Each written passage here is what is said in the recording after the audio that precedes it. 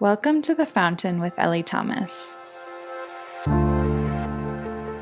The fountain is an image that I use in my work often to speak of our multidimensionality, to connect with the life, the living water flowing within us through mind, body, spirit, heart, and all. This show is a place where we explore it all, where we tap into wisdom that has surfaced through pain and joy and the fullness of our journeys.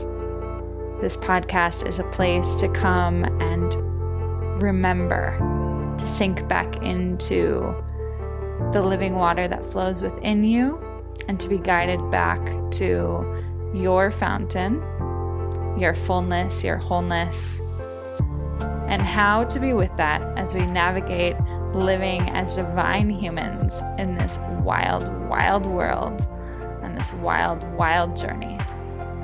I'm so glad you're here.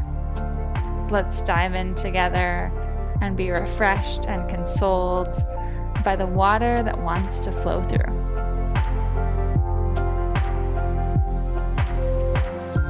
Hello, welcome back to The Fountain. I'm so happy to be here with you, offering this beautiful conversation that my little sister led me through, talking to you all about kind of the more recent part of my journey. In the last episode, which, by the way, if you haven't listened, go back and listen, because I set up a lot of what we're going to talk about today and the story of how I got to where I am and where I was in that episode.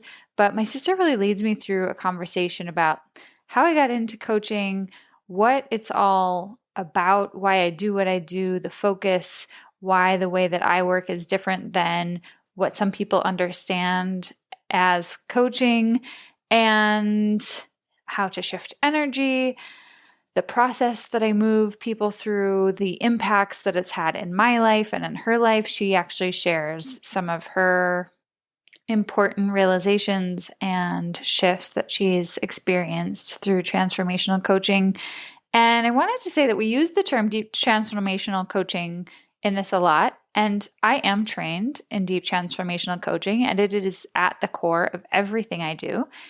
And my life and experiences and the ways that I have been supported by other mentors has all influenced how I move and offer. And so I'm sure that I do still offer deep transformational coaching as it is understood to be. And at the same time, I offer the Ellie version of it. And so there isn't really a pure definition of exactly what I do. And I personally love that. I love the fluidity of it. I love how it can grow with me and with you as I work with you.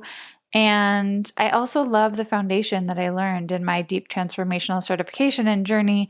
And so we talk about that a lot here and what that is. And yeah, it's a beautiful anchor to have in my work. So before we get to the episode, I want to make sure you know a few things.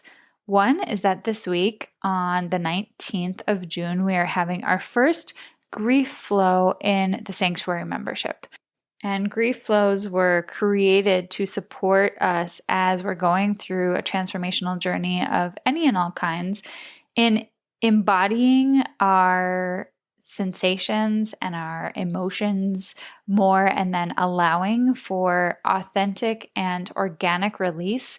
And the arc of a grief flow really takes you through the same arc that my sister and I talk about in this episode, around first just making space for what's there and then allowing that natural liberation to happen. And then as we do that, allowing energy to shift through that process and for us to tap into a greater part of ourselves.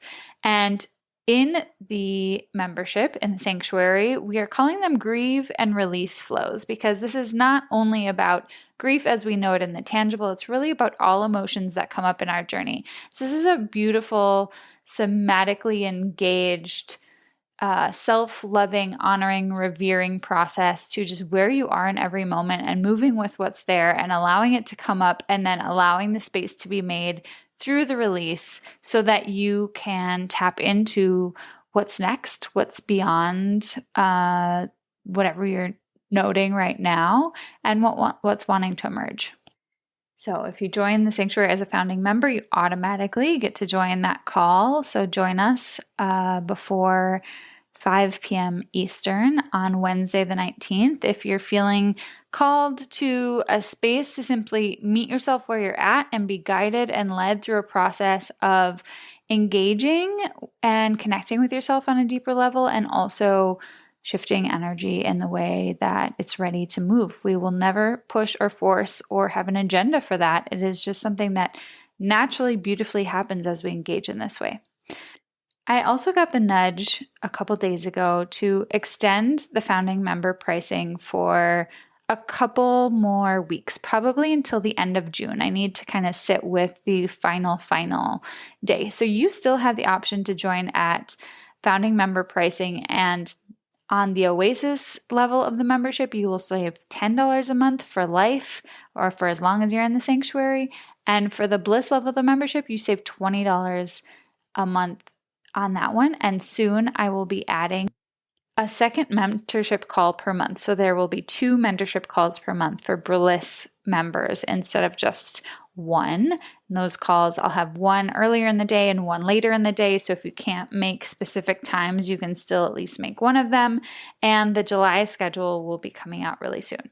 I also have a few last openings for 90-minute single sessions. If you're feeling called to some one-on-one work and you're not quite ready to join the sanctuary, I will leave the link for that in the show notes. And that's an amazing way to kind of tap into what's available to you here and to feel into the benefits and have integration support and really feel this powerful energetic shift in your life, and then see where it wants to go and have the guidance without needing to commit to a greater container if you're not quite there yet.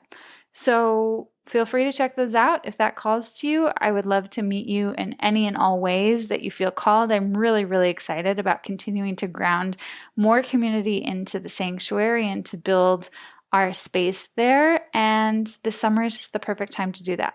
And you still can get free access to the first call of the sanctuary, which is an incredible call to just ground the sense of greater being and connection with your greater being into your life.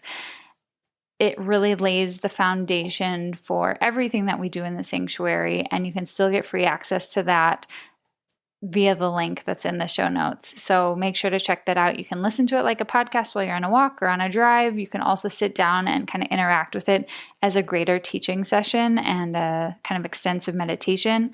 It's about an hour long and it's really, really powerful. So make sure to check that out too.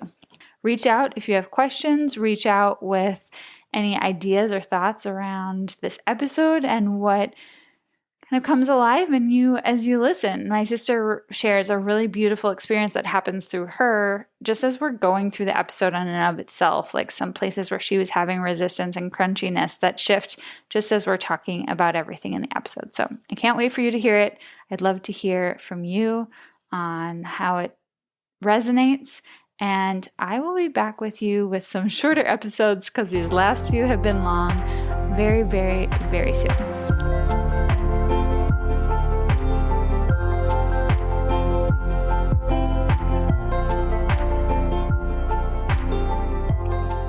Welcome, everybody, to the episode with my younger sister, Sylvia, who is lovely and beautiful in many and all ways, is going to interview me. So, Syl, why don't you introduce yourself? Hi, everyone. Yeah, like Ellie said, my name is Sylvia. I'm her younger sister. I work in the podcast industry. I'm a producer for an outdoor show for REI, and one of my favorite parts of my job is I get to be on all the interviews, and I love interviewing people.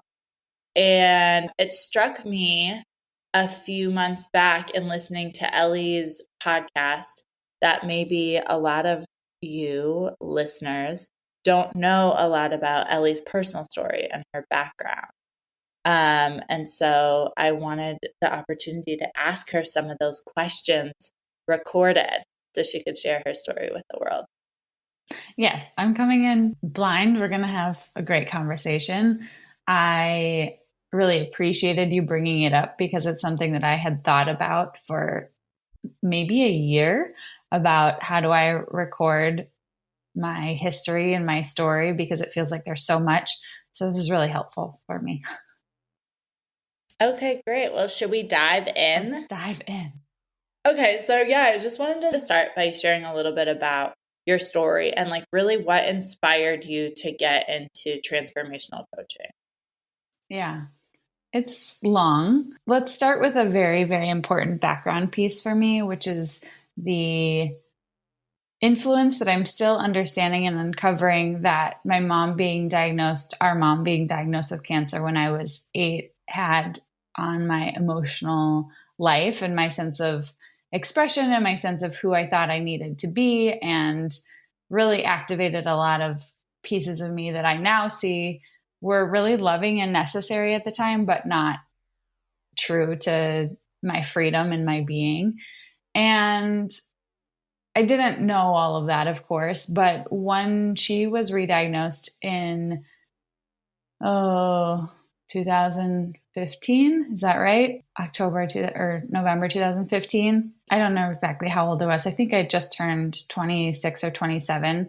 And I kind of understand now that my brain for the first time was fully developed enough to begin to process all of this stuff that had been moving in me, like this grief and years of fear and all these different parts of me that had come out in many ways, but I had never really been mature enough and had the internal and external resources to move with. And so I had this situation. I was living in Chile at the time, where I think this was kind of my first, what I like to call a broken open moment. I entered kind of a depressive lull.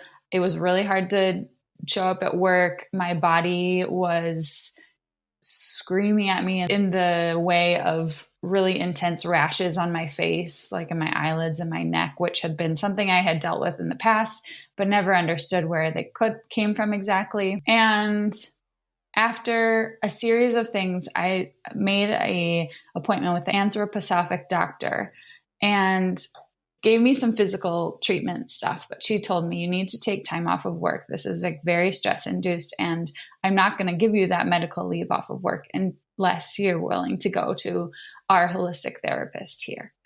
And that was kind of opening to my transformational coaching journey years later.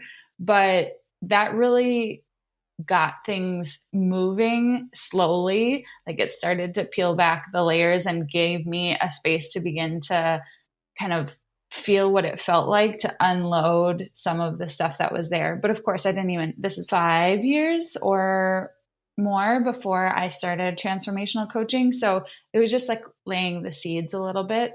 And so then I went to nutrition school, started my nutrition business. We moved to the US. I was seemingly feeling a lot better in a lot of ways. I also had gone through this very intense kind of treatment program for some gut stuff that I was going through. And so I felt like I was in a lot better of a place. When we moved to the US, there was a lot stirring.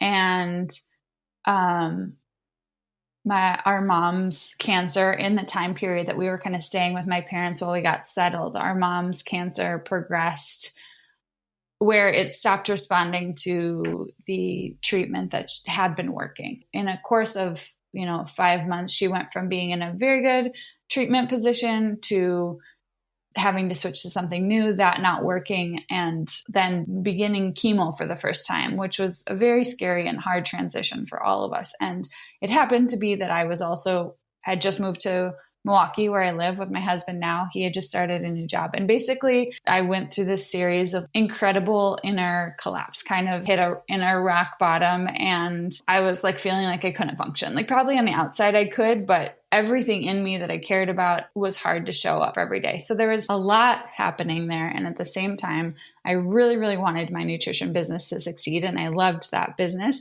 And I signed up for a mastermind where I traveled to California to start it off for a retreat. And at that retreat, the person that had been contracted or hired to be kind of the life coach of the mastermind, whose name is Rebecca, was there. And I met her in person, but it really wasn't until maybe like 2 months later when we were doing a small group coaching call with her that I was just in a place of a lot of inner breakdown, and the tears were flowing. I was just feeling really overwhelmed and didn't really know what to do. Nothing on the outside was wrong. We just moved through some really hard things as a family, and also moving to the US with my husband was a huge transition that I now see lasted way longer than you would think that the transition would. I couldn't really pinpoint anything being wrong, but everything felt really wrong inside of me. And working with her felt like a godsend. It felt like a really important shift that began. And she was really, well, not even just her, but our work together became a sense of, first of all, release, and then like me reconnecting with that sense of freedom that I feel like I had been really disconnected from for a long time. And in that process, maybe a year in, I had this realization. And the realization was that I had actually created my nutrition business from a place of really wanting to save myself and save my mom from cancer someday. And I realized in that there's so much love in that, but it was also coming from a lot of fear and a lot of control in me. And as I was pulling back the layers of fear and control that I'd been operating in for so long with Rebecca and our work, and beginning to release a lot of that, I was like, wow, this is really just not my authentic path, and not something that I want to, like, I don't really want to live from this place of fear and control. And yet I'm not really sure what to do. And so as that started happening, I had already had this like incredible impact of working weekly, sometimes more than once a week together with Rebecca, where we were really diving into pulling back the layers of my grief, but then also like playing with the expression of what was underneath that, what wanted to come out, getting intimate with my anger. There was just so much incredible emotional work and release work that was happening there. But then there was also this level of like playing with the expression of the new parts of me that were coming alive as I made space in my being. So I was actively living a sense of transformation. And when I had this realization about my nutrition business, I thought for a while, like, what do I want to do? Do I even want to have a business? What am I doing? And I've kind of always known that I wanted to have a business. That's been a huge part of my life, like on and off for a long, long, long time, since I was really young. And as I was kind of exploring this, a couple of months in, I was like, you know, what I'm really most inspired by is the newfound energy and power and healing that I'm feeling in my own journey. And I want to be able to guide and take people through that in the way that Rebecca has really supported me. So I started looking for coaching programs, and most coaching programs, nothing really felt right. A lot of it felt very what deep transformational coaching calls, he calls it transactional coaching. Like, you want this, so do this. And that just was not at all how I had been met in my process. And I found so much liberation in just being able to show up as raw as I was, and her to meet me, and somehow through the mess of whatever I was moving with, and her just really sensing in intuitively and listening to what was happening in me and offering me reflection space, and then also offering me invitations and other things to consider, that it was happening naturally. And I really loved that. I didn't want to go into telling people what to do or coaching from a place of expectation or force, because I just was so connected to the richness of the organic evolution of it. And after many, many, many Google searches, I actually came across the school where I went to. And as soon as I read it, I'm like, okay, this might be the place, but I'm not sure this is the moment. And I love this part of the story, because that was maybe in October, November of 2019. And in December, they contacted me because I had already spoken to them. And they said, early bird pricing for our January cohort for this training is ending. It ends in a few days. So if you want to sign up early bird. And I responded on like December 3rd saying, no, thanks. I'm not going to do this right now, but I will definitely do it in the future. Fast forward 3 or 4 weeks. We traveled to California for Christmas. We got back home, and I woke up on like January 2nd with this hardcore sense, I'm supposed to do this now. And I emailed them can I still join? They said, yes, there's 2 spots left. So I took one of the last 2 spots and we started literally 10 days later. It felt almost cosmic, like I had been being prepared to enter into this moment of learning. And that was the very beginning of 2020. And as we started that cohort, it was 24 people from all around the world. And we would meet, live for our 2-hour class every week on Wednesday evenings. And it was just one of my favorite parts of the week. And I remember the first week, Leon, the director of the center, he actually, because of the pandemic, ended up being our main teacher, which that wasn't the plan, but I got really lucky. He has written the book on deep transformational coaching, and it was just a really, really fabulous learning space. But I remember him talking through the difference between transactional coaching, which is kind of what I said earlier, where like somebody wants this, therefore you tell them what to do so that they get to where they want to go, versus transformational coaching, which can be a place of really profound inner exploration. And then the difference again within the transformational camp, what is deep transformational coaching? And deep transformational coaching is really based on the idea that your essence and your like authentic energy and your divine connection is all very alive and vibrant within. And we enter into whatever we're doing with the acknowledgement, whether it be just kind of a pre-acknowledged thing or whether I acknowledge it at the beginning of that being the case. And I like set the tone of the space with like, basically I'm sensing for what's happening in your deeper inner land, your deeper inner world, your soul, and to let whatever needs to happen to offer space for that expression to come out. Those are not his words. That's kind of how I've adapted it for my own words, but it really spoke to me. It spoke to me. It gave words to exactly what I have been experiencing with Rebecca, where she just like met me where I was, but was listening for this greater part of me that she had already sensed was alive. And it offers so much space for just beautiful, intuitive exploration together, and also to allow a person to come out of their head and sink into their, what I call their greater being. And I immediately knew that first class, whoa, this is what I'm meant to do. Like not necessarily always needing to call it deep transformational coaching, but this is exactly, I felt so in my place. It felt so natural to me. It felt so right to me. It livened my excitement about being able to offer and guide people through the types of spaces that I had already felt my transformation beginning in. And that was just the beginning. So there it all began. I was really, really inspired by the way that I had been met by Rebecca. And I've been playing with that word met a lot recently, but how the power of just being met with that sense of, I see everything that's happening in your humanness and in your pain, and we will give space for that. And I know that who you are behind this or beyond this is so alive. We can invite that into the warmth and vibrancy and encouragement and hope and healing that has offered me. Really was the inspiration for finding a place to train and then practice and then make my own this version of healing, mentorship, and coaching.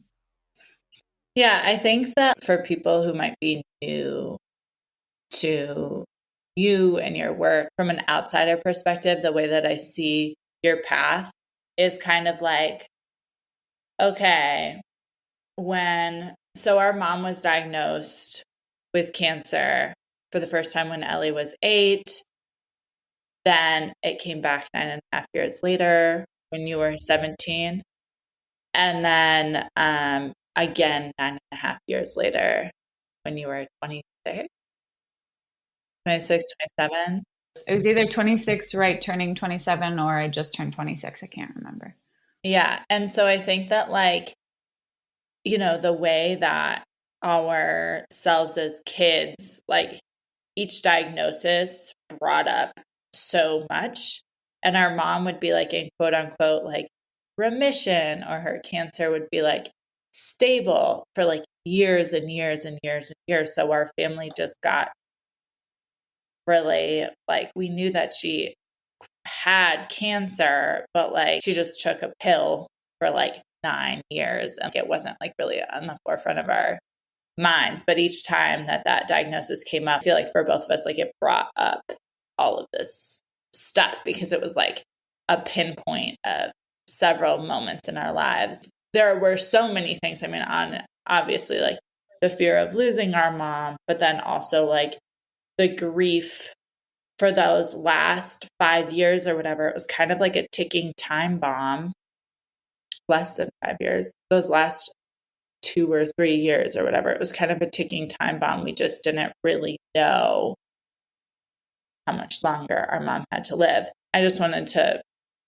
make that timeline somewhat clear for the audience. And then also too, when you first when you were in Chile and mom's cancer got worse in like 2015, were you working at a straw group then, or had you already started your nutrition business? I was working at a straw group, but simultaneously studying in my nutrition certification. So my nutrition program was 2 years long, and I finished my first year while I was still working at a straw group. And I moved to Chile I moved back to Chile when I was 22, I think. I had studied abroad there and met my husband my junior year of college. And then after like 6 or 7 months after graduation, I moved back there with him, maybe 10 months after graduation. I moved back to live there. And so I was in my second job in Chile, and I had known that I wanted to go back to school for nutrition. And I'd known that kind of Austral group was not my forever thing, but they offered a lot of flexibility. And again, I had known that I wanted to have my own business of some sort. Like that had always been, I'd always been coming up with these ideas of different things. So yes, I was working at Austral Group in educational tourism and simultaneously studying for nutrition through my first year of that program.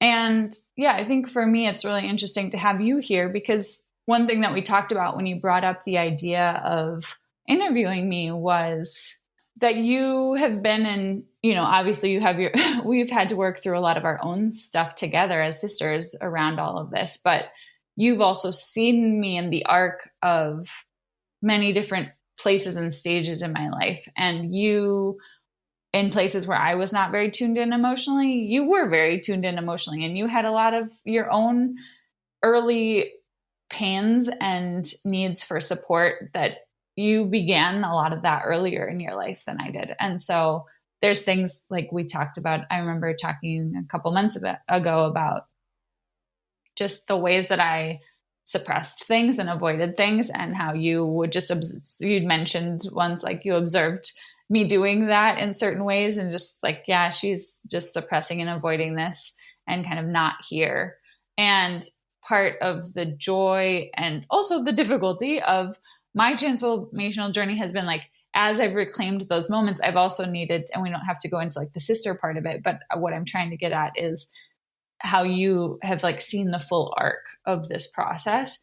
And even in that, I've needed to apologize and also work through a lot of stuff that happened or that I wasn't as present for because of the ways that I like operated in my protection and defense mechanisms because of these underlying fears or these underlying aspects of mom having been sick that really like interfered with me being able to be in free communication and relationship with myself and with all of you and with most things in my life.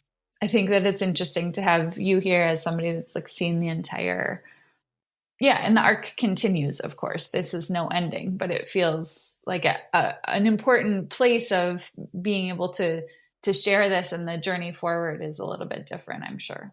Yeah, I mean, I think that like your story from my perspective is like so interesting because I think that there's so many people who can like relate so deeply to you.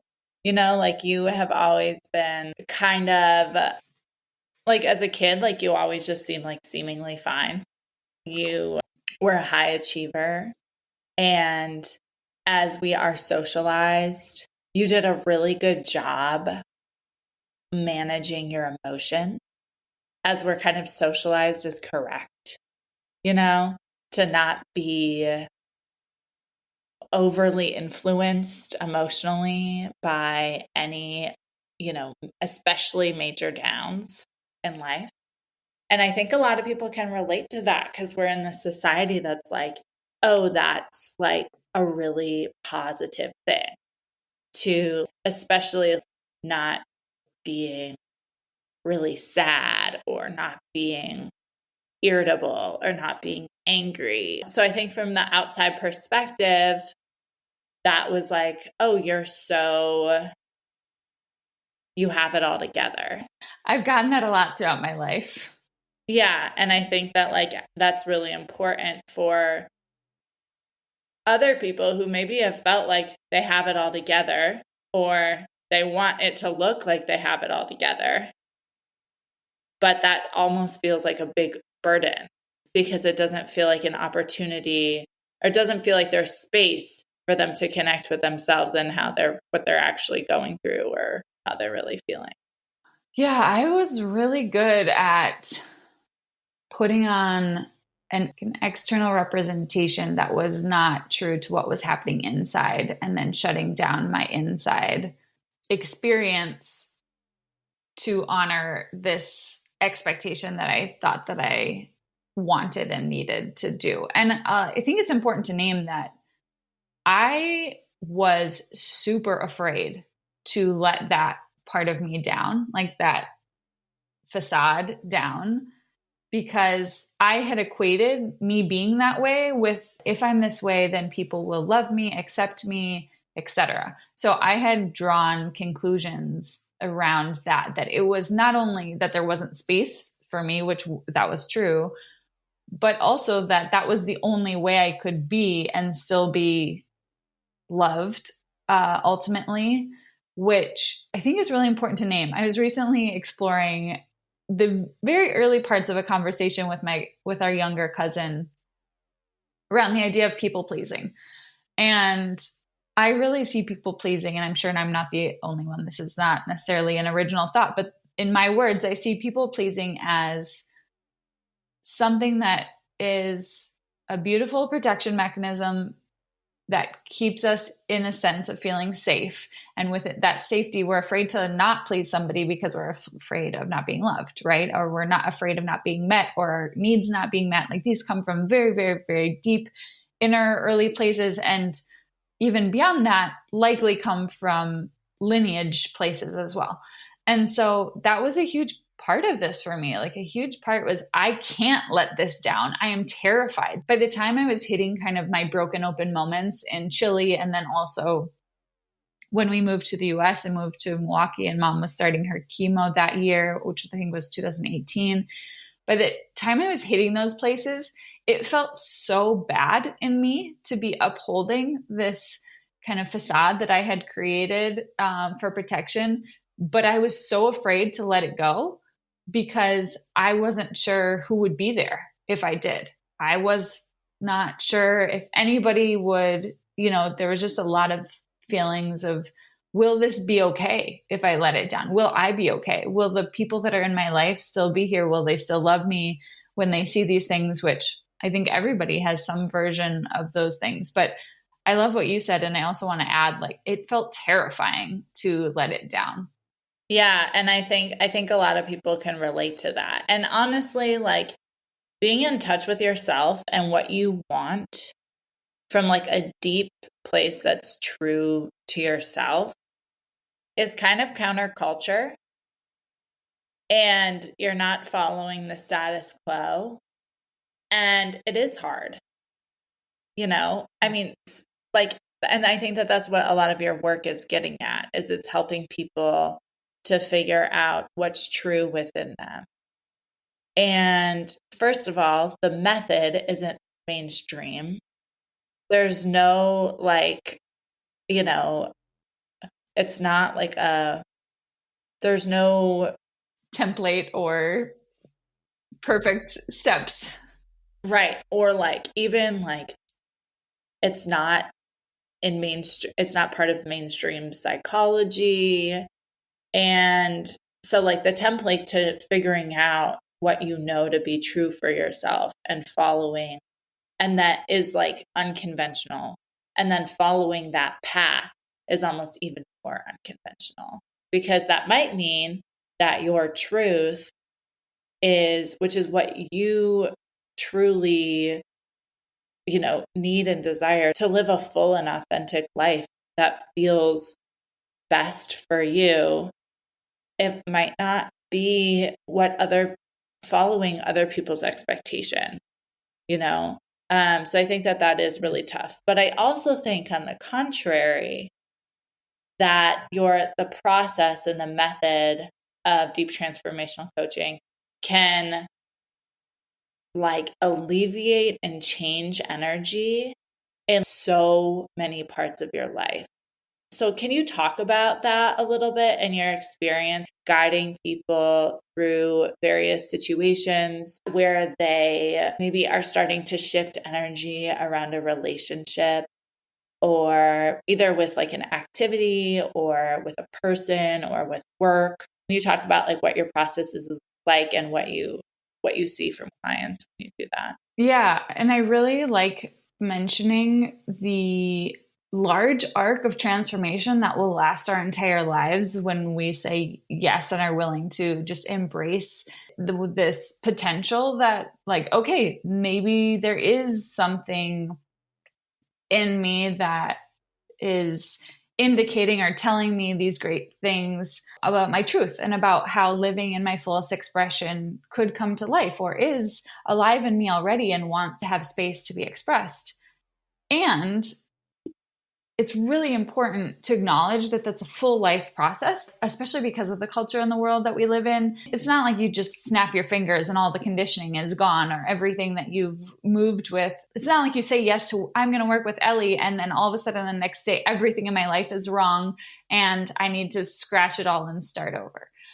Usually there's a ton of really alive things that are in our life that we're not aware of or connecting with. But I love the process of working one-on-one with people, or like in the membership, of just being able to show up week after week after week with people. Because while there's that huge arc of the big shifts that, what I just kind of said in a manner of 10 minutes, or I've written about recently in like 3 posts, like that's over 7 or 8 years of my conscious life. There's so much more that will be discovered and unraveled as I move forward. And these big shifts, like I'm thinking of one client that I've worked with for almost 3 years now. And like, if you compare her life now to when we started, everything feels different.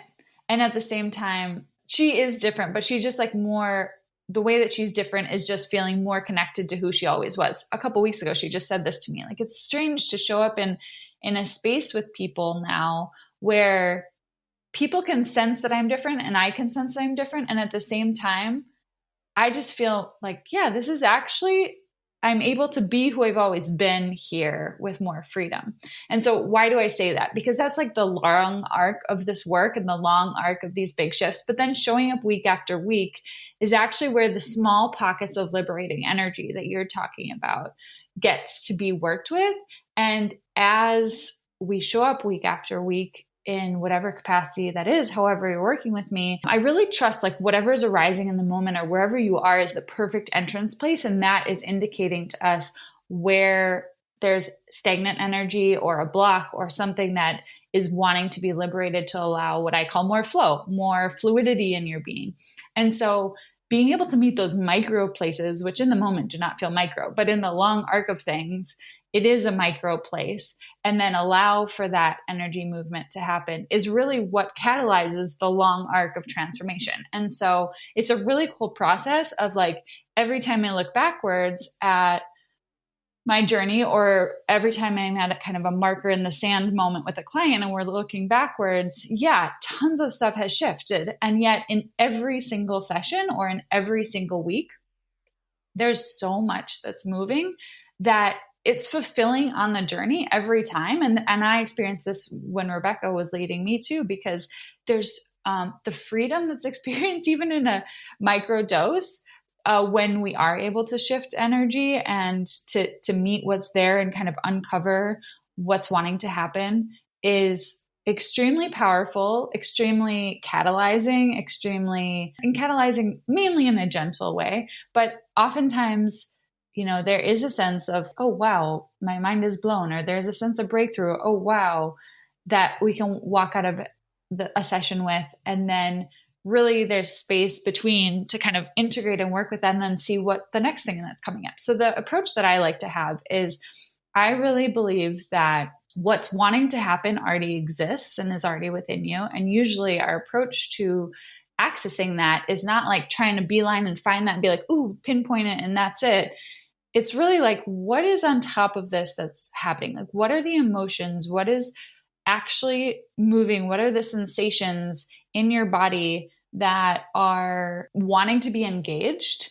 And in the process of engaging them, we create space to just sit in kind of the liminal, to sit in the emptiness that allows what's actually wanting to happen to then sprout up and for us to interact with it. And so the arc of a session or the arc of working with energy for me is really, I always start off with just like body connection and breath connection and leading people through of reconnecting to their greater senses, to bringing them really present, because presence is a kind of a foundational piece of all of this, and presence gets trained over time.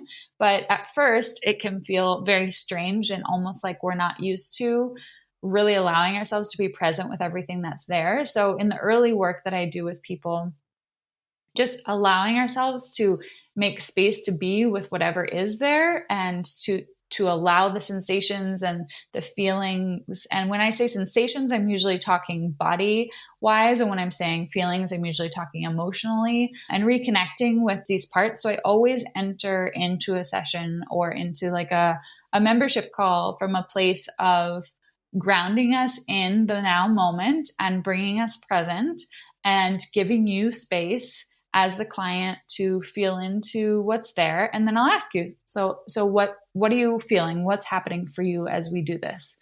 And there's always something that's there. There's never not something that's there.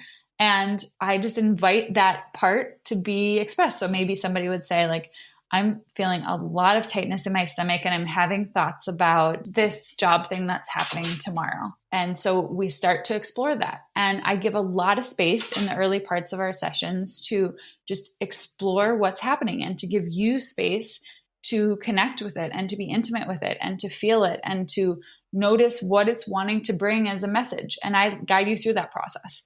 And once it feels like there's been expression space, this is where my kind of intuitive and sensitivity capabilities come in, where I can really kind of sense into, okay, we're getting to the place now where there's some movement that's ready to happen. So usually anything that we're wanting to shove down or that we don't feel like we have space for is what creates like a block or a stagnancy in energy. It can be something that's been in your life for years. It could be something very new that there's like a place of resistance against. And so as we start to just bring presence and exploration to that, the energy already starts to move itself because there's no longer resistance to it. And if there is active resistance to it, we work with that to then get to the place where it can move. And as we're moving, I then am able to sense into, okay, we're getting to the place of where we're touching into a deeper layer here. And as we touch into that deeper layer, I begin to ask you questions usually, or I invite you just into stillness, because sometimes people, all they need to be able to hear that within themselves is to really allow themselves to be. And then I'll just know like there's something coming up or there's something happening or what's coming up from this. This also, it's not just that I know like in a psychic way, although I do, but I also have done this with a lot of people. And so I know kind of the tendency and I can feel that the energy is moving. And this like beautiful question from deep transformational coaching is always alive in this moment, which is just ask for a moment, what wants to happen here? What's wanting to happen in you? Naturally, the door openings within happen naturally. Let's say I don't have an example on the tip of my tongue, but maybe it might be something like, maybe we worked through this person that was feeling a lot of anxiety about a work thing, and we went through like what they're afraid of and what the anxiety is telling them, and we worked with the sensation in their body, and we just sat there and really breathed into it and allowed the emotion that's there, which often is tears, or maybe there's even rage. You and I have even worked on some anger together. I work with anger a lot with people. A lot of times there's grief, like I wish this were different, but it's not. And so we work through those pieces, and I kind of give them space to slowly unravel what's there. And then so maybe we've gotten to the stillness place after that, where somebody's just able to rest for a moment. I give them space to do that. And then I might say, so what's happening now, or what's wanting to happen now? And that's usually where a voice of greater and inner wisdom comes in, and a connection to your, there's millions of words for this: your heart, your soul, your essence, your light, your higher self, your divine and God connection. There's your intuition, your inner knowing. Like there's thousands of your authentic nature. There's millions of ways we could name it, but this is where that voice really gets to come through. So when we make space to hear that, there's usually an energetic shift that's already like a preparatory energetic shift that's happened in the body. But when somebody starts to feel that, maybe it'd be like, I actually don't need to worry about this. What I really want to focus on is this, or this is all going to be just okay. And I actually do have what I need to get through this meeting. And when that comes through, that's where a big energetic shift comes in. And for the last part of the session, we get to just play in amplifying that and allowing the person to really sit and embody and own that message and that truth that's coming through as a possibility for them, not only to be able to feel it inwardly, but also to begin to like live in that beyond our session. So the arc that I follow, I use the word arc a lot because it's not just a natural process, but there is like a big shift that happens in it. And really meeting the moment and inviting people to become present and helping them train themselves to become present with themselves and what's there, and growing in awareness around that. And as we do that, creating space for what is there to have expression space, no matter how messy it feels. And in the process of that, energy is already moving and liberating. And then we get to touch into kind of a deeper inner place and an inner stillness, and then listen for what's coming up in that. And that's like this inner leadership voice that gets to, usually that energy, it knows exactly what to do. And sometimes what to do means doing nothing, but there's a clarity around that. And usually that voice, excuse me, and I always burp when there's energy moving. So here I am burping. But usually there's a space for that, to listen to how is this voice, how is this energy of truth guiding me now? And then to begin to embody that moving forward. A few things that I was thinking about as you were talking is like, so we've talked briefly about how like, engaging in this process and engaging to what's true to you can be counterculture. But I think what you said is like, your life's not going to go to shit just because you do it once or whatever. But I also think that like sometimes the clarity and realization and coming to self that happens through the transformational coaching session is like much different than what people imagine. So for example, in my experience, I was first introduced to transformational coaching through Ellie. And then I also worked with a different transformational coach because Ellie's my sister's. But the first time I actually did, Ellie kind of led me through a process, and it was a few months after our mom had died. And it was my birthday. And I got so much of an outpour of love. And two of my closest friends had not messaged me. And I had gotten so much love and so much support, but I was just fixated on this pain that two of my closest friends, and because our mom was sick for so long, I think I had had a lot of time to think about like who's going to be my support system when she dies. And these were two people that I just thought were going to be like my inner ring support system. And like, it seemed like they had forgotten that it was my birthday. And it was so devastating to me that I almost couldn't, I like knew logically that I was getting all of this outpour, but I was focusing on the pain of these relationships. And through doing the process of transformational coaching, it doesn't feel good to fixate on, a painful narrative or on something painful like that. And through going through the process, I was able to come across a realization that really changed things for me for like months on end in that one like half hour or whatever that we did it, which was basically like I could really feel, instead of just logically knowing that I was getting a lot of support, I could really feel that. And then I also could feel some sense of compassion for these two people that didn't reach out for me, and come to the truth that I really was supported. And it might not look exactly how I imagined, but I really was supported. And I could really feel that love and support so much where I could just move on and enjoy my day. And also it kind of changed my interactions with those two relationships, not in a negative way at all, in a way where I wasn't feeling angry and resentful towards them because it was eating at me that they hadn't texted me on my birthday, but rather in a way where I could have some passion and also talk to them about it later. Like it didn't have to be on my birthday. And I think if I remember correctly, while we were going through that process, one of them texted you, which is the cool part about moving energy. Like as we liberate what's happening within us, we don't only make space within us for a more like connected and loving expression and alive expression. I believe that we make space outside of ourselves too. So the way that somebody might interact with you might be totally different, because as you've shifted the space and the expectation, and it's not even a conscious expectation necessarily, but as you've shifted your interaction and your relationship and your engagement with what's happening, it's created space for somebody else to shift the way that they might respond to that.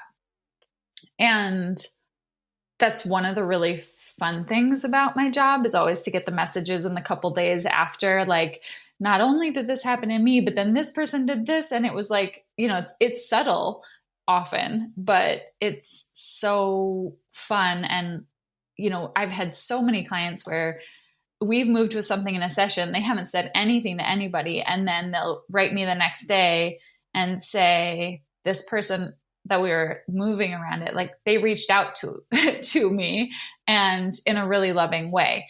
I love how we always joke, like, you sent energetic mail to them, like you, and sometimes even that is a practice that I use sometimes when people have things to say that they don't really feel like they're ready to say to a person, is, okay, like, let's give you a moment to write down what you want to say and to really find your words here. And then let's imagine really lovingly filling an envelope with this information and putting like a sticker on it and just like blowing it to them and seeing how you feel in the energetic, playing with this communication. And not every time does somebody, respond, but many times within 48 hours, that person might reach out, or there's something that happens even though they have no idea. And so there are these, energetic ties and lines and connections that we have between people in our lives that as we make space, it comes up. So I love hearing about that part of your process. I knew that was a really powerful day for you. We had so much fun when you're like, and then this person just texted. Yeah. But I do think it's really important to engage in the process, not expecting anything. And it is such a like relief. Like, I think we all have those moments, right? When we're like, why is this bothering me so much? But I'm like, this is ruining like my whole day. I want to move past this and I can't. Yeah, I want to move past this and I can't. Or, that person's not really doing anything to piss you off, but you just feel super pissed, like, by them just like saying hello or like whatever. I guess I'm thinking about like a different situation with our dad and just like how transformational coaching really helped him with like, some tension that he was having in his own nuclear family. That was just like an odd cycle that he was in where he was very hypersensitive about something that someone said, which I don't mean hypersensitive in a negative way, but then that would automatically trigger a story in him that would kind of catapult a whole sequence of events and tension. And I think that like a lot of times, we're 50% of every single relationship that we're in. And that's 50% of our energy too. And so when our energy shifts to be a little bit different, then that relationship is bound to shift in some sort of way. And I think that that's like, part of the process is like, how do I shift this? So I feel more full, honest, and connected with myself and a little bit more at peace and clear about what I need to do or how I need to perceive this situation. It's not necessarily about like, oh, okay, now I know that I need to quit my job tomorrow. It could be, oh, I'm having this tension with my boss. Wow, now I have a new perspective and that doesn't feel as tense anymore, or that doesn't feel tense at all anymore. So I think that there's like many different, scopes with like the way that people engage with the work. Yeah, I love everything you said because it does bring up some really important points. We never go into a session or into an exploration with an expectation of where you need to be and how things need to be when you come out, because having an agenda, in my experience, completely interrupts the natural process that wants to happen. So therefore, going in with like, I'm going to do this so that I do this, so that person changes how they interact with me doesn't really work. As you mentioned, it's a fun aftermath of potential possibility, but it's not why we're doing this. And you said so beautifully, why would somebody want to do this? Exactly for what you said. Like, I want to feel connected to myself and at peace with how I want to move through this. And that is like the light goal. Like I usually, by just following the process, that will happen naturally. There isn't a hard goal or expectation of getting there. And there are many sessions where I have done with people where you're just in a time frame of your life where you're gonna exit the session still feeling undone in your life. There's not going to be a perfect conclusion. And I lived this, and that was a huge part of my grief journey, was allowing myself to still be undone at the end of it, even though I still did get a lot out of it. And even though I did release a lot that therefore was moving energy, nothing was perfectly concluded. And when people work with me long-term, that is part of the reason we work long-term, because a one-off session, while you can experience what can be offered to you here and what is alive in you in a one-off session, and it really, like I think we've only done that one time together. Have we done it more? I don't think so. I think just doing that together one time, like, it left an imprint in you. And at the same time, when somebody's moving through, especially a season where they're just like, there's a lot of unknowns and uncertainty, I think it is really important, the part about showing up every week together, because there is still undoneness that's going to be there, and things, trusting in the process that things are going to be moving, but not necessarily really tangibly understood at the end of every session is really important. And I also wanted to mention something that you said earlier, which was, I think you said that it's really uncomfortable and not fun to be stuck in that place of pain and fixation on the pain. And there's this really fine line between giving ourselves space to express and engage with pain, which is a very necessary part of this, while also, we all fixate on pain sometimes because there is a addictive quality to it. And usually it's coming from a protection mechanism. Like, the reason that we're doing that is to not feel something that's underneath it, or to protect us from greater sensations or fears that we might be having. And also, a lot of people have just lived in that their entire life, because we live in a society where that's the norm, usually, is kind of in that place of either fixation when something is wrong, or complete bypassing and like not engaging with it at all. So what I love about the work here is like becoming intimate with our pain and making space for pain is a huge part of what I do. It's a huge part of my process, inwardly and outwardly. And it's takes time to learn and to feel masterful about recognizing pain, allowing yourself to fixate it. Like I just had the situation last week where I was fixating in a loop around something and I was like, I know I don't want to be doing this. This does not feel good. I don't want to be doing this here. But it took me a couple hours to decide, okay, I'm going to sit down with myself to really give this space. And when I did, it all became very, very clear very quickly about what was happening inwardly. This is after, of course, after years of just knowing myself and these parts of myself really well. I still had the resistance to it, you know? So it's not, I think there's a fine line between learning how to engage our pain in the way that does allow the energy to shift, but without bypassing or avoiding or pushing it away, with fixation on it. And so a lot of people sometimes come in because they've heard like fixating on my pain isn't going to help me. They might come into a session and say like, I keep fixating on this, but I don't want to be fixating on it. And basically like they're resisting themselves being in pain.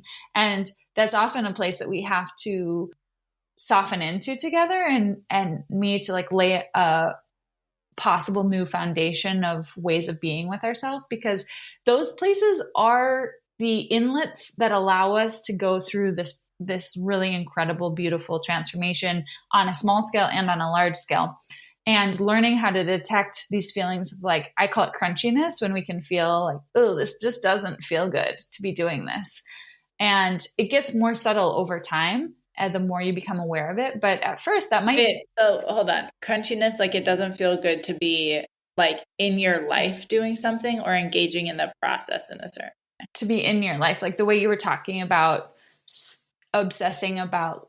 Yeah, like that's a crunchy, because you're like, yeah, like, ugh, like, and when I say crunch, why do I call it crunchy? Because there's a sense of constriction. There's this like natural sense of like, I'm making this face and all of my body is tensing inward of like, oh, this just isn't, it's rigid. It doesn't feel like there's, it just doesn't feel good. And so I call those moments of beginning to detect our like crunchiness around that. Those can often be the openings to like, hey, I want to learn to work with this differently. There's an opening for me to work with this differently. And not everybody's journey to transformational coaching is going to be that they're totally in a moment of collapse and like I was, and I can't even move forward. Sometimes for some people, I've began to work with them of just things just don't feel quite right in my life. And I'm not even sure what that is or why that is, because on the outside, there's nothing wrong.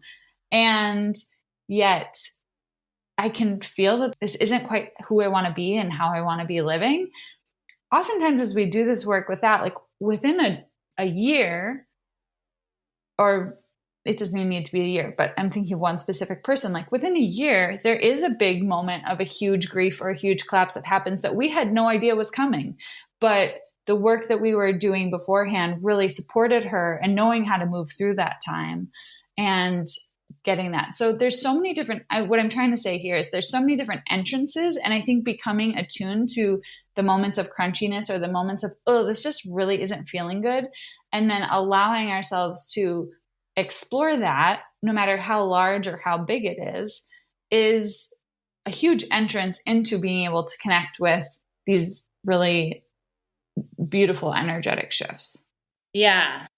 Yeah. I mean, I think too that a lot of people go to therapy because they're like, I want to fix the problems in my life, with the idea that once you fix the problems, then life is going to be great. And then you start fixing things. And then there's just a list and a list. And then I don't know, at some point you have to realize like, there's always going to be stuff in your life. That's what life is. It's never going to be totally fixed.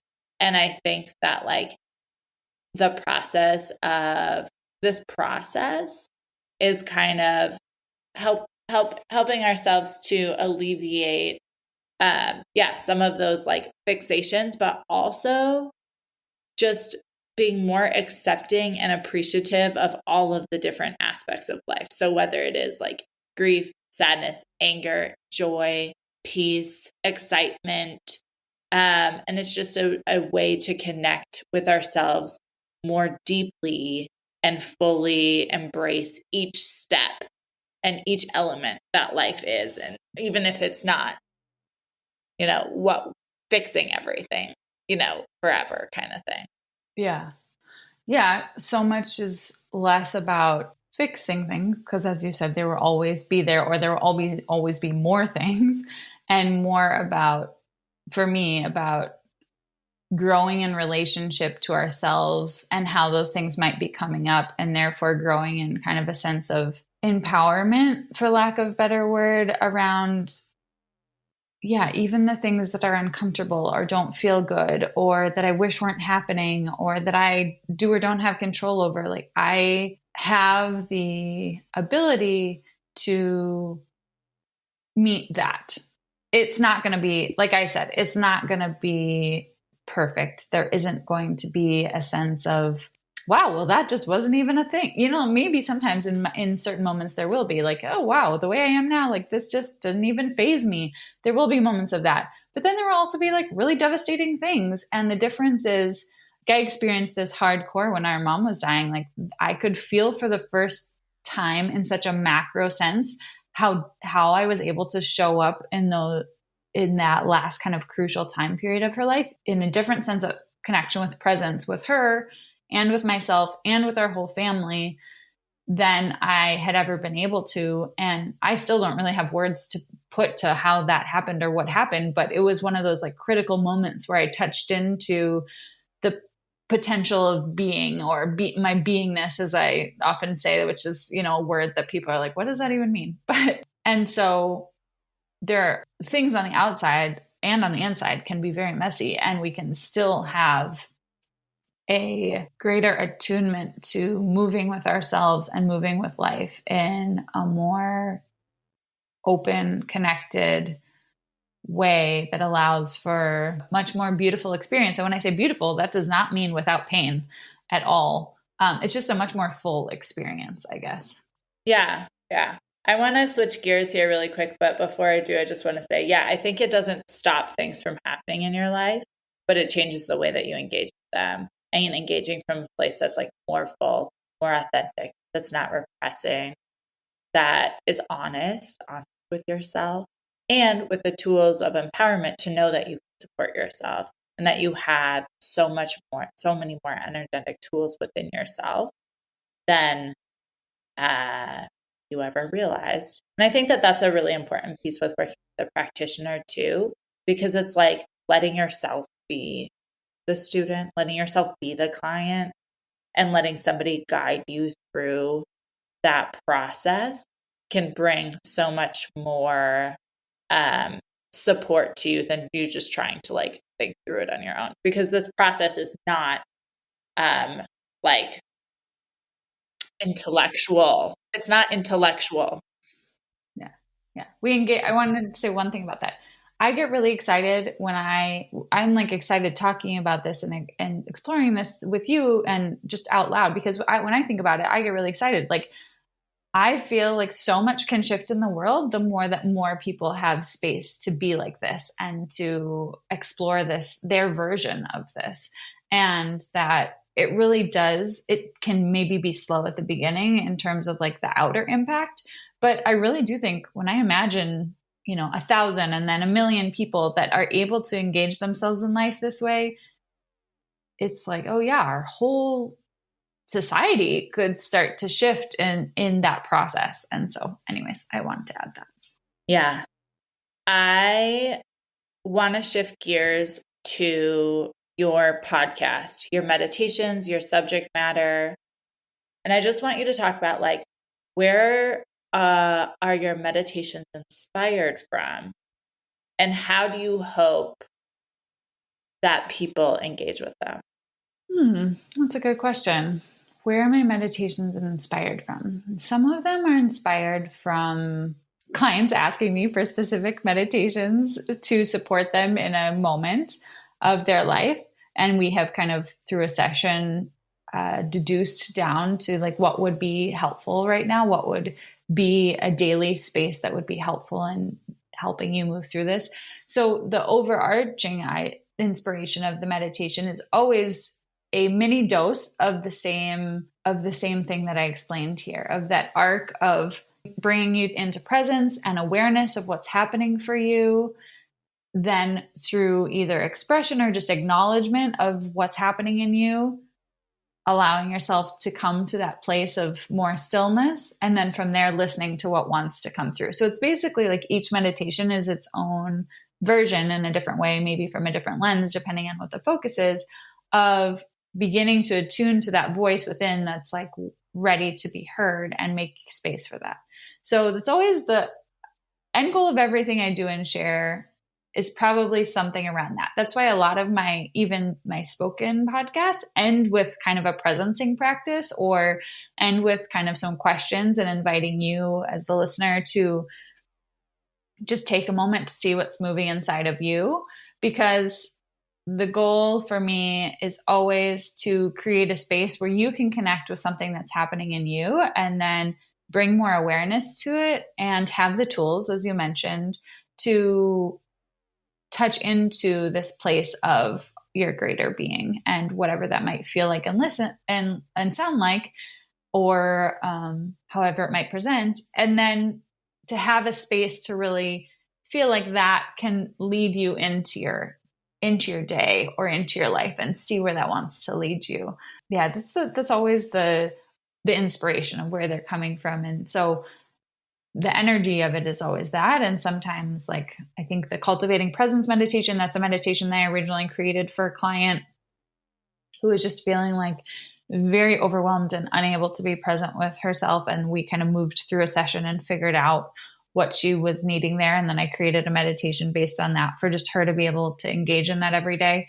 And everyone might connect with those things differently, but the overarching energy is always the same. And then what was the other question beside the meditations? How? Oh, just the subject matter that you talk about on your podcast. The subject matter of the podcast is always inspired. It's always quite intuitive. I usually get a inkling or a sensation like this is something happening in me, or that I'm seeing around me, or that I'm noting that is part of the transformational journey. And because the transformational journey, like Sylvia mentioned, is not like a cookie cutter, these are the steps of what you do, and this is the perfect template. They don't necessarily all line up in like perfect order of like, first you do this and then you do this sort of. So I've allowed myself on the podcast, which is really fun for me and a natural thing for me, to, as new messages or as new patterns or as new ideas come up that I've either been playing with within myself, observing outside of me, or been touching into with the client, to really give space for the exploration on a verbal level to happen in a way that might connect you with how that energy is moving in your life. And so some of the podcasts are kind of just like inspired messages and explorations.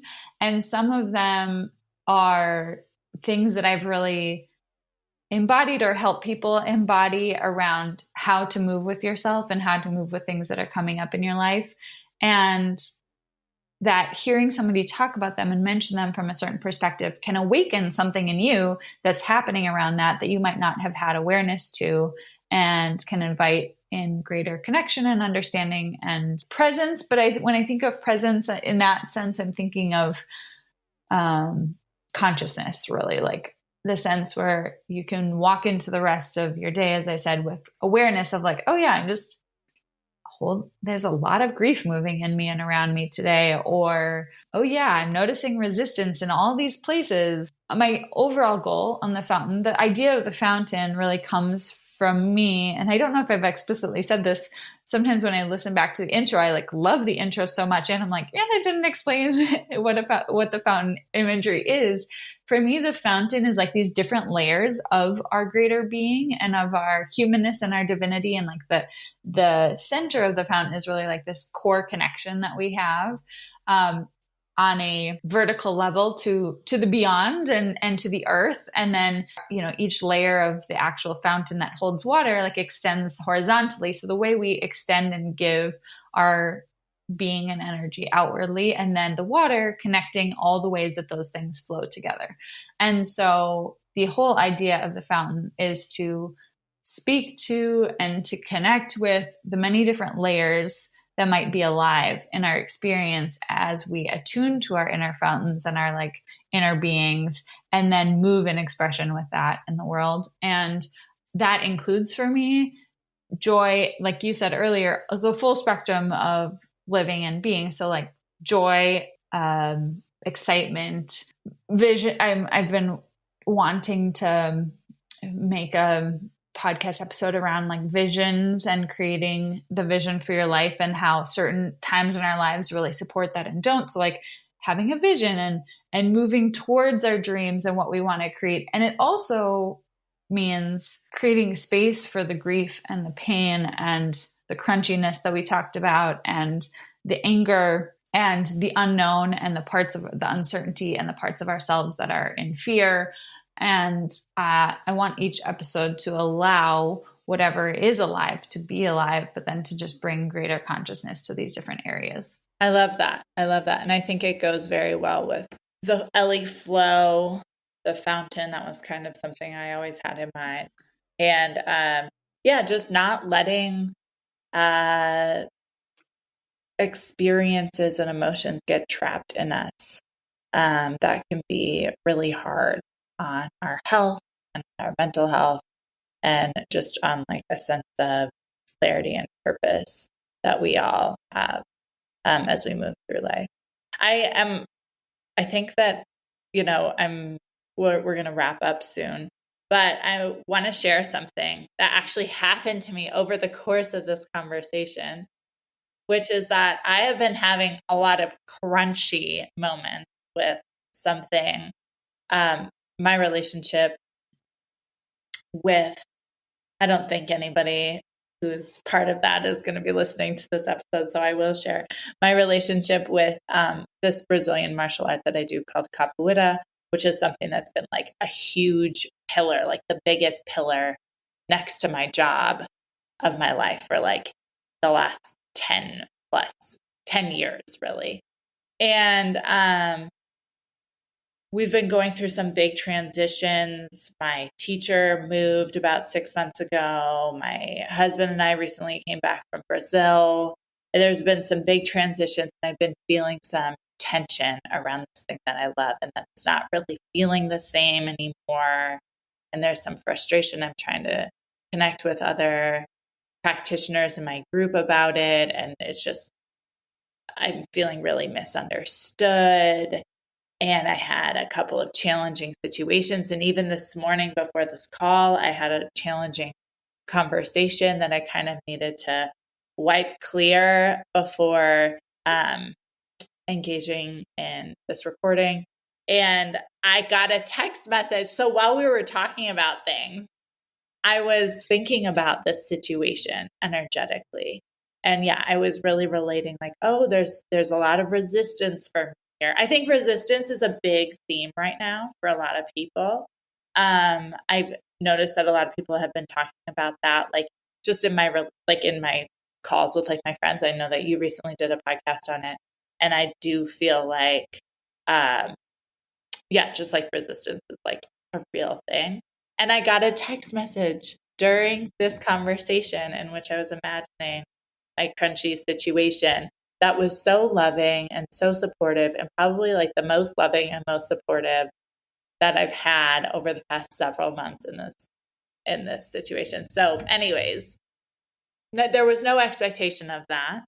But once again, sometimes just me neither. And just sometimes just I had the thing in the back of my head, but like, just, I could feel my energy shifting as we kind of talked about the process. And it's like, oh yeah, like this is just one of those things that can take a lot of our energy, but doesn't necessarily, we don't want to give our energy in that way. So it's very cool that she sent me a message while we were talking about it. Oh, I love that. Yeah, thank you. Thank you for interviewing me in these questions. And the moment somebody starts asking about them, I come so alive and there's so much energy here for me. And I also don't always know, like, it's such a deep thing for me that I don't always have the perfect words in a short conversation or in a succinct moment to say it all to people. And so I really appreciate the way that you picked out themes and, um, gave me and asked me this, like, kind of invited me into the space to share more completely about that, and for you sharing your experiences as well. I appreciate that a lot. Thank you. You're welcome. Thank you. Anything you want to say about? I put you on blast. One time when she slammed my finger in the car door. I I'm did just do kidding. that by No, accident. no. I think No, what's the closing arc of just like what you've seen move in this process for me? so. I mean, there, when Ellie was a kid, she was perfect Ellie.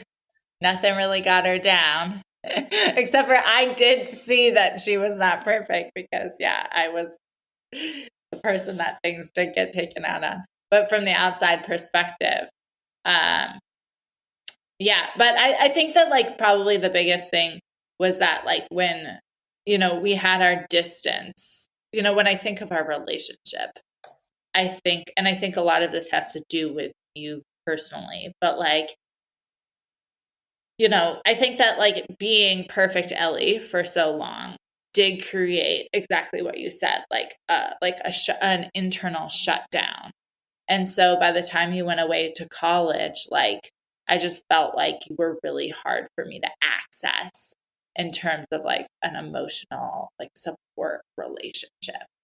And I felt that you were really bothered, by me. And that might have been in retrospect because, that maybe was stirring up some sort of emotion in you that was shut down or something like that. But we just had a tremendous amount of distance until you started doing more of this really important emotional work and started unlocking, what you had locked up inside for a long time and started moving through it. And I'm really appreciative that you did that and that you did that because I think we have been able to, um, we're very close in terms of sisters now. And that it's just so crazy, like, how a lot of people ask me, they'll like explain a situation to me in their lives. And it reminds me a lot of, what our relationship was like maybe when you were like in your early 20s, early to mid 20s, and feeling just a big amount of emotional distance from you. And at some point, like, in order, you know, I think that you doing so much emotional work really allowed for, our relationship to flourish in a lot of ways. Um, and that's just kind of how I see it. And I think that there's a lot of merit to the process that you're doing, that a lot of people don't really know about. Like, I think that and you're very good at this. You're very good at guiding people in the deep transformational realm. And it doesn't mean you're perfect. It doesn't mean you have your emotional shit all figured out. It doesn't mean you have your life all figured out. But you've kind of found a craft within this like emotional, energetic space. And you do a really good job leading people through it. So I just want, I'm proud of you and how far that you've come, both personally and then also like in this work. Like, I think that pretty early on, this came very naturally to you, but you've continued to work on it. And a lot of people can reap the benefits of that. So yeah, I want that for people. Thank you. Thank you. And my number one devotion is leading myself through the work, and I get support when I need support too, but leading myself through it. And I think that you speaking to that and my commitment to that is felt in what you said, and also felt in just like my desire to lead other people through it and the imperfection of it all. And I appreciate you saying all of that. Thank you. All right. Thanks everybody for having me, for listening, and catch you next time. Thanks for being here.